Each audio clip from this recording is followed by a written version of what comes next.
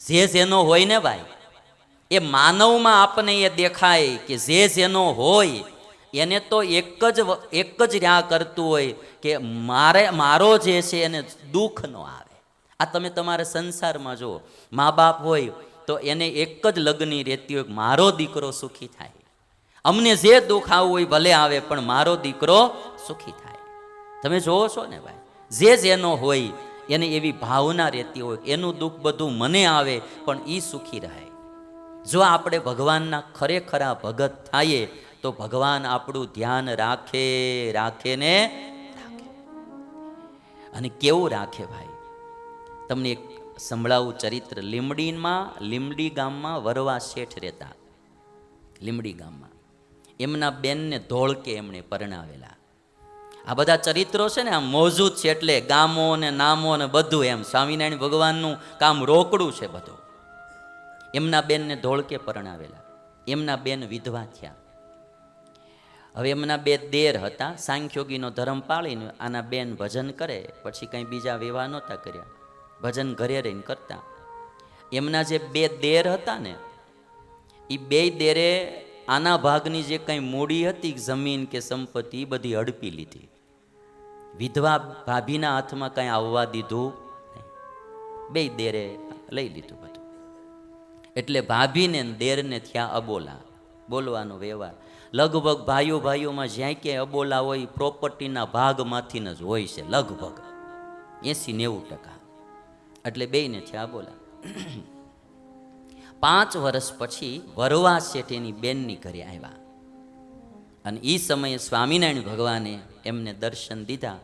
મહારાજે બાઈને દર્શન દઈને કીધું કે તમારા રૂપિયા અને તમારી પ્રોપર્ટી તમારા દેરે પચાવી લીધી છે, એ કાલ તમારે પાસે પાછી આવી જાય, સામે હાલીને આવશે. એ કે મહારાજ કે સામે ચાલીને આવશે.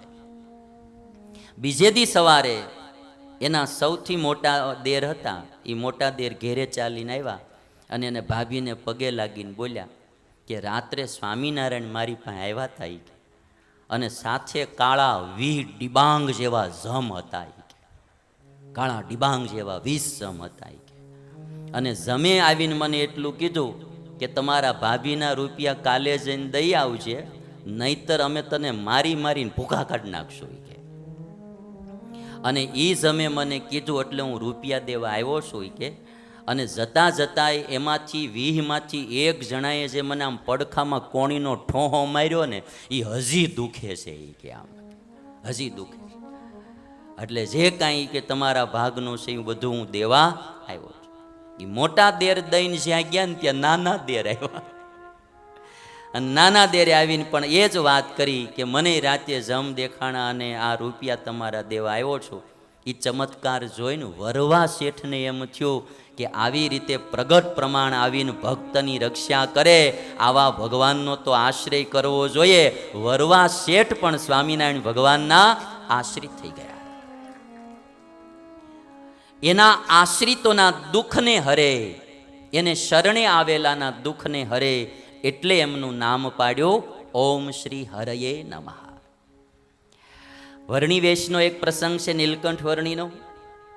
મહારાજ આમ વન વિચરણ કરતા હતા, કોઈ શરણે આવે, બસ જરાક એને શરણે આવે એનું રક્ષા કરે.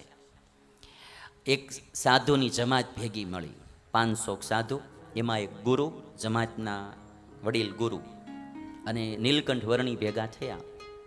જાતા હતા, એમાં એક ગામ આવે, ગામના રાજા જે હતા ને, એ રાજા સાધુ સંતોની બહુ સેવા કરે, જમાડે, ભાવથી જમાડે, ધોતિયા બોતિયા ઓઢાડે. હવે રાજાને પેટમાં દર્દ થયેલો, પેટનો રોગ, એટલે સાધુ સંતોને જમાડે ને પછી ધોતિયા ઓઢાડે, પછી કે મારું પેટનું દર્દ મટાડો. ભેખમાં ભગવાન હોય, દર્દ મટાડો. અને જો કોઈ દર્દ ન મટાડે, સાધુને સીધા પકડીને જેલમાં પૂરી દે. હવે એને આવી રીતે 500 સાધુને જેલમાં પૂરેલા. અને મહારાજ અને આ જમાત બધી જાતી હતી, એમાં હામાં કોક મળ્યા એટલે એને કીધું કે એ બાવાઓ, તમારે ખાવું હોય બીજા ગામમાં મળી જાય, ત્યાં જેલમાં જવા શું કરવા જાવ છો? આ ગામનો રાજા બધાને જેલમાં પૂરી દે છે. એટલે ચેલા બધા ખળભળ્યા. ગુરુને કે આપણે અહીંયા નથી જાવ, બાયપાસ પકડી લઈએ કે. એટલે ગુરુએ નીલકંઠ વર્ણીને કીધું, વર્ણી કેમ કરશું? વર્ણી કે ભાઈ આપણે ત્યાં જવું જોઈએ, કે આપણે કાંઈ જવામાં વાંધો નથી કે.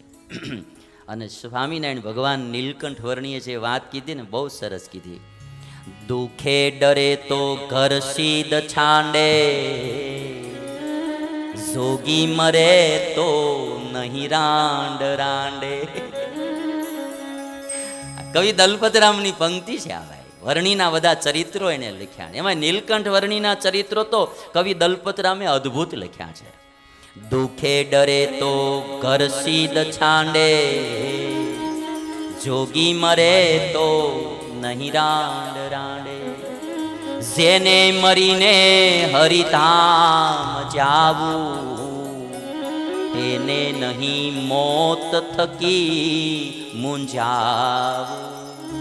જેને મરીને ભગવાનના ધામમાં જવાનું હોય ભાઈ, એને મોતથી શું મૂંઝાવું કે. અને વર્ણી કહે છે કે હાલો આપણે ત્યાં જાય, જે થવાનું છે થાય. જો આપણું ત્યાં અપમાન થાશે, તો આપણું શું જર જોખમાં છે. આપણું અપમાન થાય તો અહીંયા આપણે ક્યાં કોઈને વેવાય કરવા જવા શીખે. થવાનું જે નિર્મિત તેજ થાશે, જવાનું તે જતન કરે જાશે. જે થવાનું હશે એ થાશે, અને જે જવાનું હશે એ જાશે. મૂંઝાવું શું, ચાલો આપણે જાય. એટલે વર્ણીના ભરોસે ગુરુ, ગુરુના ભરોસે ચેલા હાલ્યા જાય. વળી કોક આમો મળે, એ બાવા ત્યાં જેલમાં જવા શું કરવા, વળી બધું ખળું પડે. વળી પાછા વર્ણી ભરોસો આપે, બળ આપે. એમ ચાલતા ચાલતા ગામમાં આવી ગયા. રાજાને ખબર પડી જમાત બહુ મોટી આવી છે. ભાઈ સીધા પાણી દીધા, જમાડ્યા, ખૂબ બધાએ માલ પુવાન દૂધ પાક ખાધું ભાઈ. પછી રાજાએ કીધું મહંત કો ભેજા જાય. હોળીએ મહંતને ચડવાનું હોય, મહંત કો ભેજીએ. એટલે મહંત પાસે ગયા કે મહંત કોણ હે? વર્ણી કે મહંત તો એ હે. અને ઓલા મહંતભાઈ ધ્રુજે, શિયાળાની ટાઢમાં ધ્રુજતા હોય ને એમ ધ્રુજે આખા. વર્ણીને કે મહારાજ, હું તો તમારે ભરોસે આવ્યો છું, પણ મહારાજ કે હું શું કરું? રાજા તો મહંતને બોલાવે, હું તો મહંત છું નહીં.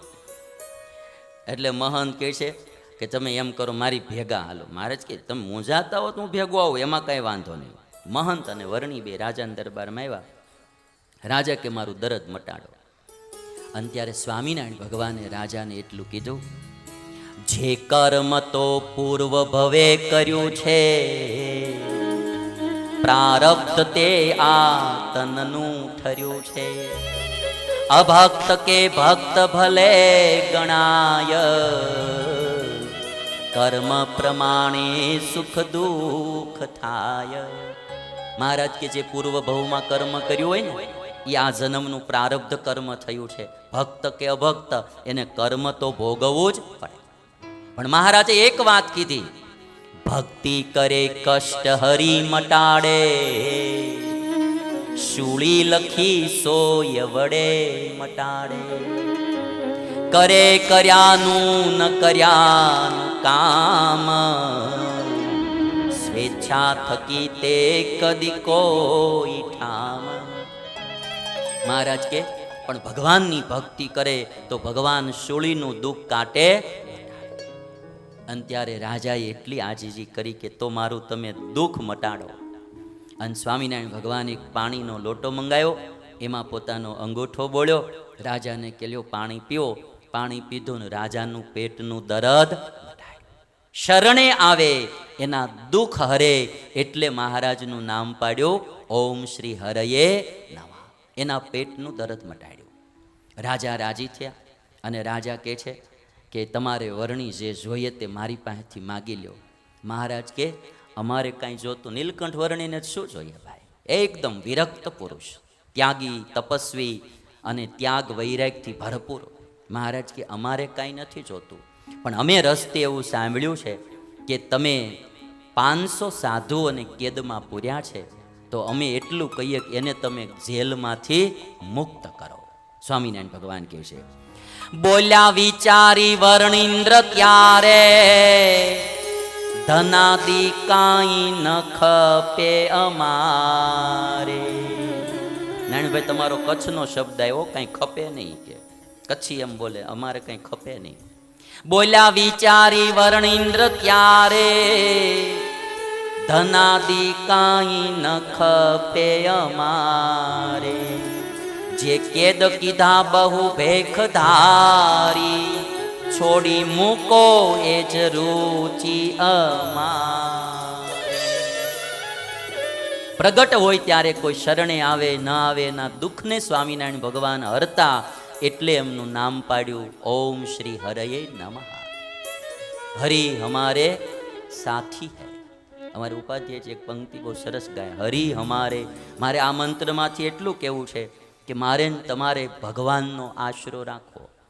આ દુઃખ હરાવવા માટે જ નહીં હો, જીવના કલ્યાણ માટેનો દ્રઢ આશરો રાખો, એનો ભરોસો રાખો.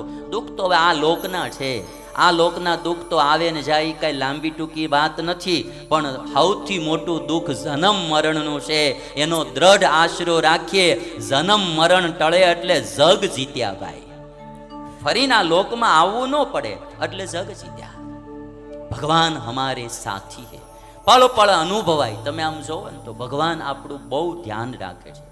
પણ આપણે હું સોળીનું દુઃખ કાંટે મટાડે ને આપણે ફરિયાદી કરી મન કાંટો કેમ વાગ્યો.